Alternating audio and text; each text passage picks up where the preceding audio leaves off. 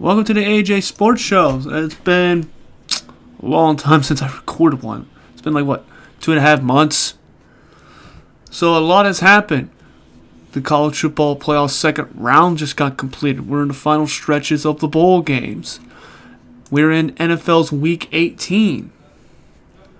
And so I'm going to kind of review some of the big bowl games first. And then I'll get to NFL's Week 18 because a lot has changed since my last episode I recorded. So, all right, let's get to these bowl games, shall we? All right, let's get the more important ones out of the way. Let's knock them out. All right, let's see. Let's get to the big ones. The Pop-Tarts Bowl, you had BYU beating Georgia Tech. Notre Dame was supposed to go to this bowl game, but Notre Dame does Notre Dame things. They bailed the second they got left out in the playoffs because Notre Dame does this every single year. They whine, cry, bitch, moan every single time they don't make a major bowl game. This is what Notre Dame does. I'm not surprised. But BYU, they got the nod, and they managed to beat Georgia Tech 25-21. Houston beat LSU in the Texas Bowl 38-35. LSU has a new head coach, Lane Kiffin. He left Ole Miss while Ole Miss is in their playoff run to take the LSU job. North Texas and San Diego State, that was a bloodbath. North Texas would win 49-47. TCU won the Alamo Bowl in overtime 30-27. Illinois beats Tennessee in the Music City Bowl. Then we get to the real fun. These mighty playoff games. So, all right, let's go over them really quickly. Oklahoma and Alabama. OU jumped to a 17-0 lead and then proceeded to embarrass themselves to lose 34-24. Oregon beats James Madison 51-34. Ole Miss blows out Tulane 41-10. Miami and Texas A&M. It was a super duper ugly game, which Miami won 10-3. All right. Other bowl games. Citrus Bowl, Texas beat Michigan 41-27. Michigan has a new head coach in Kyle Whittingham after Sherrone Moore did some stupid shit and got into an affair. And then the second he gets fired, he immediately crashes out. And now he had to be in police custody. Barilla Quest Bowl, Iowa beats Vandy 34-27.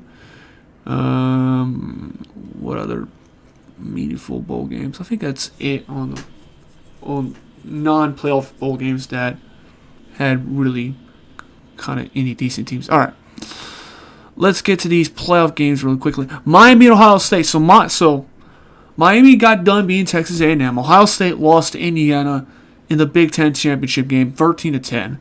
Ohio State's offense just straight up did not show up against Miami. Miami's defense shut them down.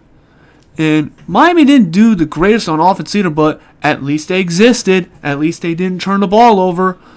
And as a result, they won 24-14. So Ohio State's season is over. One of the best defenses I've ever seen in college football, all for naught. The Rose Bowl, Bama, after their win against Oklahoma, got to take on Indiana. And IU ran the table. They won the Big Ten title. Fernando Mendoza won the Heisman. And Indiana just dominated from the get-go. 38-3. The game wasn't remotely close. The Capital One Orange Bowl. Oregon and Texas Tech. Texas Tech won the Big 12. While Oregon finished the season 11-1. Didn't go to the conference title game. And Oregon completely shut out Texas Tech 23-0. Texas Tech's offense did not show up. The Red Raiders defense did alright for a while, but the offense did positively nothing. And then the Sugar Bowl, the best game of the bowl season. Georgia jumped on Ole Miss rather early. They got to a 21-12 lead at halftime. And then early in the game, it looked like Georgia was going to pull away, but a missed field goal from 55 yards. Ole Miss answers with a touchdown. And then Ole Miss took the lead back, and they were up 34-24. But Georgia would respond. And they scored a touchdown, get a stop, kicked a field goal, but Ole Miss drove down the field to kick a game-winning field goal of their own. And Ole Miss, without Lane Kiffin, with Pete Golding as their interim head coach, they moved to the semifinal rounds. They beat Georgia 39-34. So, for your playoff semifinals, the Fiesta Bowl, Miami and Ole Miss. And for the Peach Bowl, Oregon and Indiana. What is my national title game prediction? Ole Miss versus Indiana. That's the matchup. All right. So, I just kind of blitzed through the college football playoff because let's get to these NFL matchups because some of these games carry stake. All right, so you have 2 Saturday games. You have the Panthers and the Buccaneers. Tampa Bay, it's a must-win game for both teams. Panthers can afford a loss if the Falcons win. But if the Bucs win, they're not in it yet. Because the Falcons last week upset the Rams on Monday night. Messed a lot of stuff up. And as a result, Tampa Bay needs a win combined with a Falcons loss to the Saints. So, how are the Tampa Bay Buccaneers doing? The Buccaneers actually started really well. They started 6-2. And then after their bye week, down the train, they lost 7 out of their last 8 games. Baker Mayfield looks banged up. He looks pedestrian. The running game hasn't really got going. Mike Evans got hurt for a while. The defense is just not good. Questions arise if Todd Bowles is going to get fired or not. It is a disaster season for the Buccaneers. And I believe I had the Buccaneers in the conference championship game. I believe. So, that was a big oops. The Carolina Panthers. They kind of been a cardiac team all year. Bryce Young has played okay. Rico Dotto has been really good. Chuba Hubbard's been a decent running back. Teddy McMillan has been a pretty good rookie wide receiver. Although the Panthers don't have the most weapons in the world. At least they have a go-to guy. And the Panthers. Cardiac as all hell. They're 8-8. And if they beat the Buccaneers, they secure a playoff spot. For Seattle and San Francisco, this battle is determined who gets the number 1 seed. Seattle had a great season the entire year. Sam Darnold kind of somewhat continued his play from last year. You have a 2-man running game with Zach Charbonnet and Kenneth Walker. Jackson Smith-Njigba has been the best wide receiver in the NFL this season. The Seahawks defense has been phenomenal. They have one of the best front sevens in all of football. One of the better linebackers in the game in Ernest Jones. And an alright secondary that contains guys like Kobe Bryant and Devon Witherspoon. And as for the Niners, they overcame a lot of injuries. Mac Jones was starting for a while, but once Purdy came back, the offense looked even deadlier. Christian McCaffrey has one hell of a bounce-back season. And even though Kittle, Jawan Jennings, and Ricky Pearsall all had missed some time, this team has still managed to win games, and that defense hasn't been as great because without Fred Warner, but they've done good enough to complement the Niners' offense. So, those are your 2 Saturday games. Those 2 games have major playoff and seeding implications. Then you have the Browns and Bengals. The Browns have sucked. The only thing that's at stake is Myles Garrett has 22 sacks. He's a full sack away of having a record. The Browns suck. Their defense is okay, although it's honestly Myles Garrett carrying the offense. The quarterback situation was a disaster. Joe Flacco got some starts, gets benched for Dylan Gabriel. Gabriel wasn't all that great, to be honest. And then Shedeur Sanders comes in, and Sanders has shown some sparks, but hasn't been good either. Quinshon Judkins at least is an okay running back, and Harold Fenton Jr. is a good target, but Browns, They're 4-12 for a reason. As for the Bengals, Joe Burrow got hurt, so as a result, Jake Browning had to play some games. Joe Flacco had to play some games. And while the Bengals' offense has been pretty good, especially when Burrow got back, that Bengals defense is just horrible. It is bad. There's no good players except a banged up Trey Hendrickson. They're terrible. And do I expect Mike Brown to do anything? No. I kind of have the Bengals winning that game, even though it means literally nothing. Colts and Texans. Oh my goodness, what a tale of two teams. So the Colts, they started hot. They started 8-2, and then after their bye week, they have lost 6 straight. Daniel Jones got hurt at the Jags game when they were 8-4, and then as a result, they were chugging in Phillip Rivers. Yes, 44-year-old Phillip Rivers came back. Didn't go so well. He had his moments, but he also did show that he was a 44-year-old man. Jonathan Taylor has been a great all season. The receiving core has been pretty good. The defense has not been good. Latu has been solid. He's definitely improved for last year, although he's not a Pro Bowl caliber player. But the other guys, trash. Kwity Paye, he's officially a bust at this point. Tyquan Lewis hasn't been that great. DeForest Buckner got banged up, so he wasn't as effective. And sure, guys like Zaire Franklin and Nick Loss have been good. Jermaine Pratt has played a lot of games. He's not good. The secondary was not good. Cameron Bynum had some good moments, but the corners have not been good. Kenny Moore has been okay, but he's definitely on the decline. The Colts traded 2 first-round picks for Sauce Gardner. Gardner immediately gets hurt, so that trade is blown up in Chris Ballard's face. This was a collapse. And on the other side, the Texans, they started 3-5, but they won, and I pop up the screen. They have 1, 2, 3, 4, 5, 6, 7, 8. While the Colts have lost 8 straight, the Texans have won 8 straight as well. Although Stroud has played okay, he's been decent, although he hasn't been all that great. The Texans have been winning games by their dominant defense. They have a 2-man pass rushing duo of Danielle Hunter and Will Anderson, both Pro Bowl caliber players. Aziz Shahir has been a good linebacker. They have a nasty secondary with some guys like Kamari Lassiter, Jalen Pitre, Kalen Bullock, and Derek Stingley Jr. This Texans defense is the best in the NFL.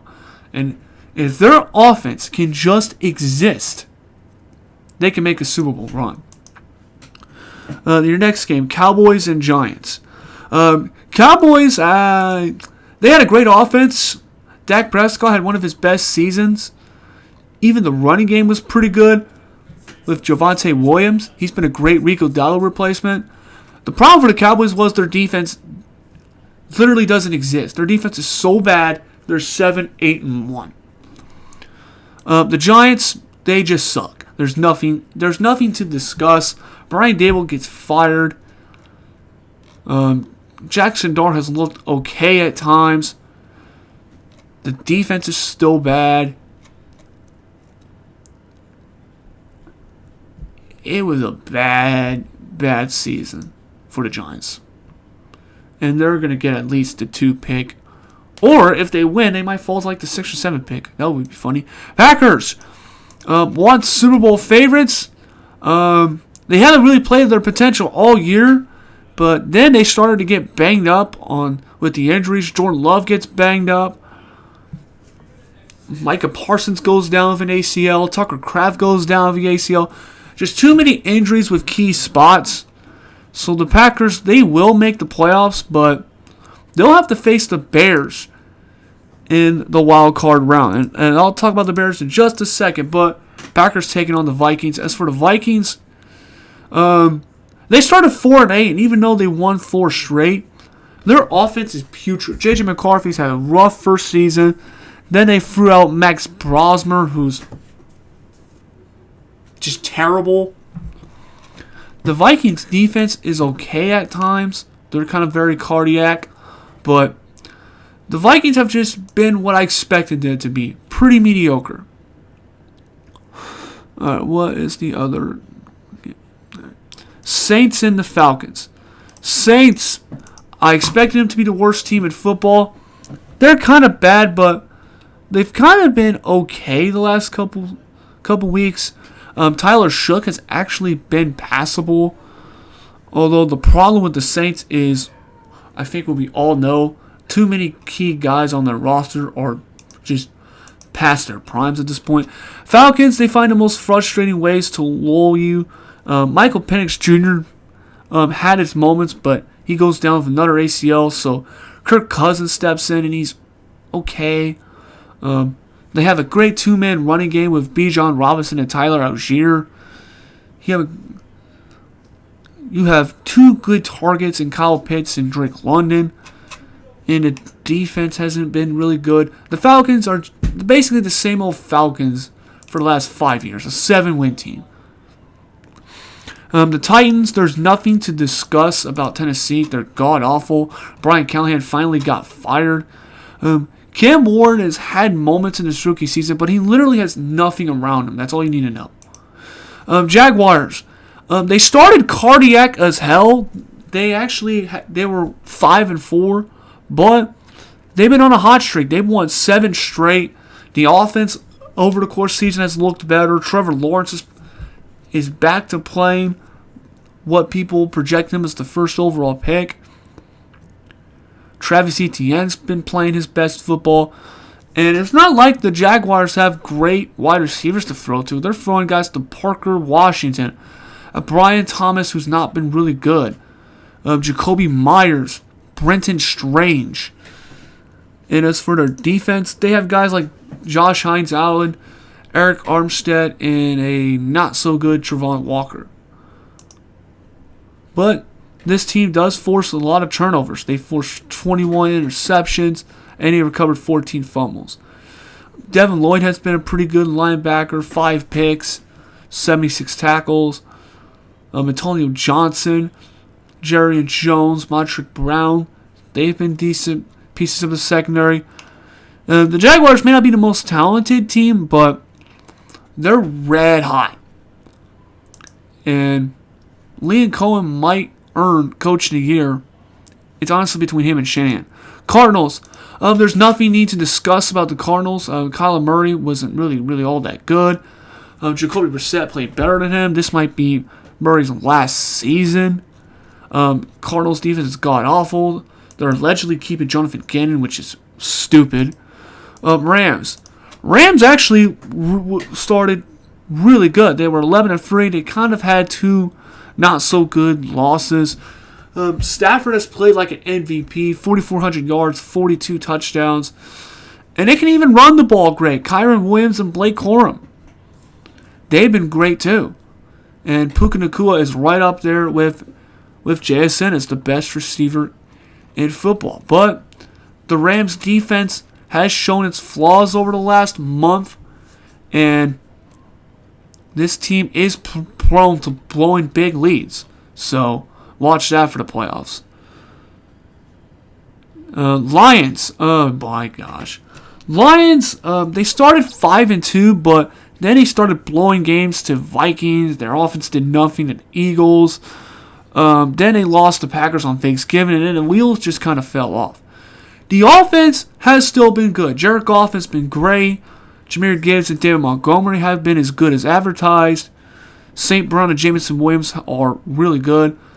The problem for the Lions is, once again, their defense doesn't exist. They have none. Time to invest more in that defense in the draft, because it's god-awful. Bears. They've had a really surprise season under first-year head coach. What the hell is his name? Ben Johnson. I don't know why I didn't know. I've been saying Ben Johnson's name all year, and I don't know. Caleb Williams, he's made a good jump. He still hasn't been the most efficient, but He's played mistake-free football for the most part. DeAndre Swift and Kyle Mooney, if I can even pronounce that guy's name right, has complemented good rushing attack. And they have a couple decent weapons. DJ Moore, Roma Duze, Luther Burden, Colston Loveland. Solid weapons to throw to. And the Bears are sitting at 11-5. They're in position to, right now, secure the 2 seed. The Chiefs. Dynasty has fallen. They've been kind of iffy all year, but after the bye week, they have completely fallen apart. Some bad losses to the Cowboys, Texans, and then the Chargers game. Mahomes tears his ACL. Gardner Minshew tears his ACL. So Chris Olawokun is their quarterback right now. Yeah, what a cruel season for the Jets. Raiders, there's nothing to discuss. They suck. Geno Smith sucks now. Pete Carroll is past his expiration date. We're moving on. Dolphins, they're still not good. Tua tanked the franchise. He's just not the same anymore. And Mike McDaniel's on his way out. Patriots, I'm surprised that the Patriots took the jump. I thought they were another year away. Nope.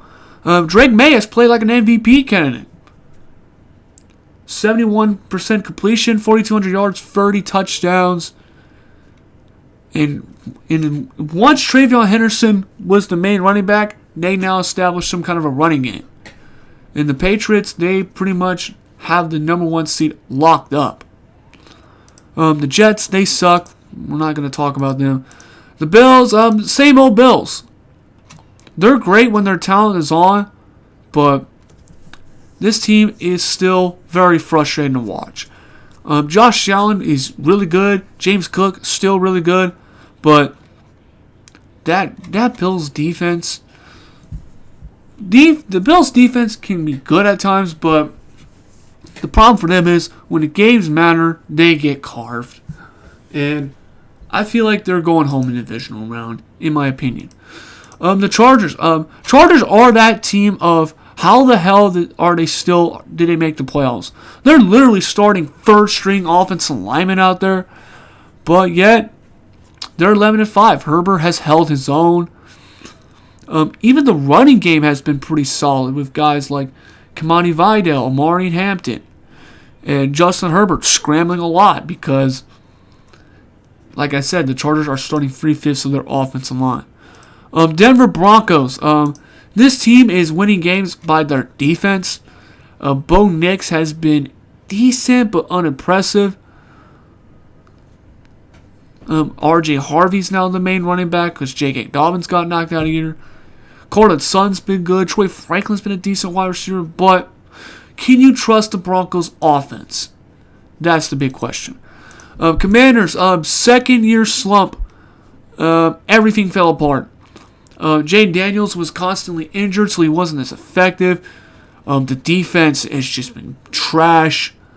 The Commanders have a lot to fix when it comes to their roster. The Philadelphia Eagles, they're 11-5, and their offense at times has looked good. Jalen Hurts has been decent. Saquon has taken a step back, but he's been okay. Devontae Smith, A.J. Brown, and Dallas Goedert are good free-headed monsters at receivers. But the problem for the Eagles, they're still led by a clown as head coach. Nick Sirianni is still a bad coach, people. Do not let that Super Bowl fool y'all. Alright, then you have the final Sunday night game. Baltimore traveling to Pittsburgh to take on the Steelers. This game will determine who wins the AFC North. The Ravens started the season 1-5. Lamar Jackson has been banged up, hasn't been nearly as effective, but they have won some games down the stretch to put themselves in position. Derrick Henry's had a great season. The defense is hit or miss, but when they hit, they can contain opponents like no one. The Steelers, basically the same old Steelers, accidentally winning games. Aaron Rodgers has played okay at times, although there will be times where that offense does positively nothing. Just like their performance against Cleveland last week. Their defense, pretty optimistic. They're hard to run the ball against. And even though their passing defense isn't the greatest, they can still shut down the run, which that, if you're a Baltimore fan, that has to be worrisome. So, who wins? The Ravens and Steelers? I'm going to say the Steelers. I think the Steelers beat the Ravens and get that 4th seed and win the AFC North, although I think they're going to get smacked in the playoffs. So, that is kind of it for the state of the college football playoffs as of right now and NFL Week 18, and we're in the final stages. So that'll wrap up this episode, and thanks for watching. I'll see you guys next week.